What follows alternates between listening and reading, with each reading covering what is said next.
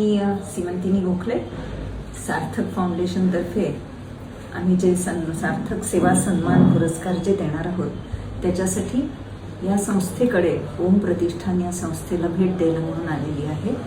आणि मला खूप छान वाटलं की त्याच्या प्रमुख वनिता सावंत यांना भेटून अतिशय चांगलं वाटलं, कारण त्यांनी ज्या पद्धतीने संस्था उभी केली आहे, आधी पहिलं म्हणजे त्यांची जी बॅकग्राऊंड पाहिली जर तर त्यासुद्धा अतिशय साध्या घरातून आलेल्या, स्वतःच्या इच्छेने जिद्दीने त्यांनी स्वतःचं शिक्षण पूर्ण केलं।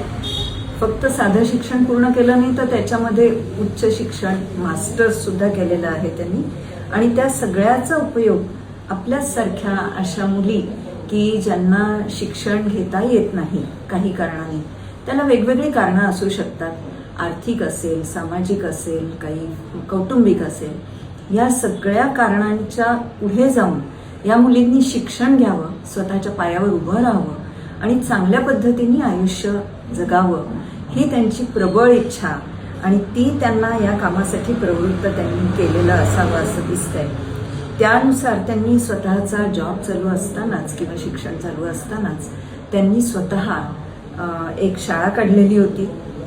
तर मला विशेष वाटते की नेपाळी मुलांसाठी त्यांनी जवळपास 12 वर्ष शाळा चालवली होती की जी मुलं केवळ रस्त्यावर आईवडिलांच्या मागे फिरली असती आणि रिकामी राहिली असती, त्या मुलांना शाळेद्वारे त्यांनी शिक्षण दिलेलं आहे। काही कारणांनी त्यांना ते बंद करावं लागलं, पण तरी त्यांनी माघार घेतली नाही आणि त्याच्यातून पुढे स्वतः जिद्दीने प्रयत्न करून वेगळ्या पद्धतीने मुलींच्यासाठी म्हणून वेगवेगळ्या पद्धतीचं त्या आर्थिक मदत आणि इतर सगळी मदत करतायत। हे खूप छान मोठं कार्य आहे आणि विशेषतः मुलींसाठी तुम्ही करताय हे बघून खरोखरच चांगलं वाटलं।